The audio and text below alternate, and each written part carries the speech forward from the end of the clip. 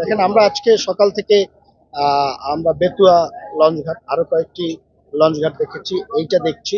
এরপরে আমরা কালীগঞ্জ যেটি লঞ্চঘাট আছে, প্রত্যেকটি লঞ্চঘাটই আমরা দেখার চেষ্টা করছি। আমরা জাহাজ কর্তৃপক্ষ যারা জাহাজ পরিচালনা করছেন তাদেরকে সব বিষয়ে সতর্ক করার এবং সতর্ক রাখার চেষ্টা করছি। বিএডব্লিউটি এর অফিসাররা আছেন, জেলা প্রশাসনের অফিসাররা আছেন, পুলিশ সুপার সাহেব আছেন, অন্যান্য যারা আছেন সবাই আছেন। আমরা সবাই মিলে যে কাজটি করার চেষ্টা করছি তা হলো যে মানুষগুলো ঈদ উপলক্ষে ঘরে এসেছে, বাড়িতে এসেছে, আনন্দঘন পরিবেশে যেন তারা সবাই সুস্থভাবে নিরাপদে যেন তারা ঢাকায় ফিরতে পারে এবং যে যার যার কর্মস্থলে যোগ দিতে পারে সেই বিষয়টি আমাদের নিশ্চিত করা। তো এই কারণেই আমরা সব জায়গায় যাচ্ছি এবং প্রত্যেকটি ডিপার্টমেন্ট সজাগ আছেন।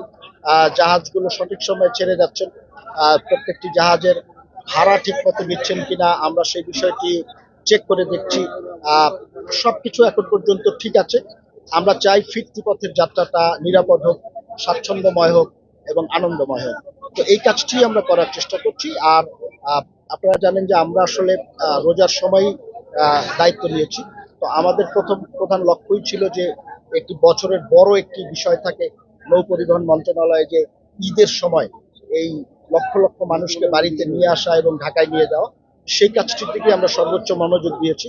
অন্য যে বিষয়গুলো আছে সেই বিষয়গুলো ঈদ শেষ হয়েছে, আজকে থেকে অফিস শুরু হয়েছে, হয়তো আগামী সপ্তাহ থেকে আমরা সেই বিষয়গুলো নিয়ে আমরা কাজ শুরু করব।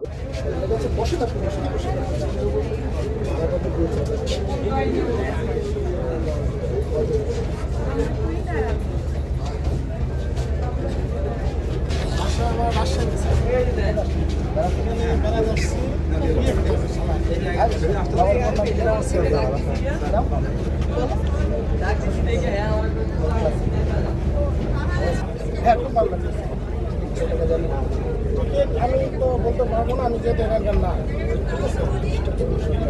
332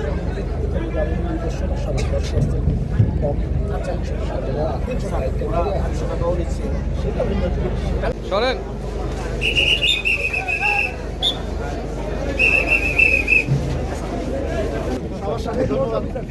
একটু খেয়াল রাখবেন।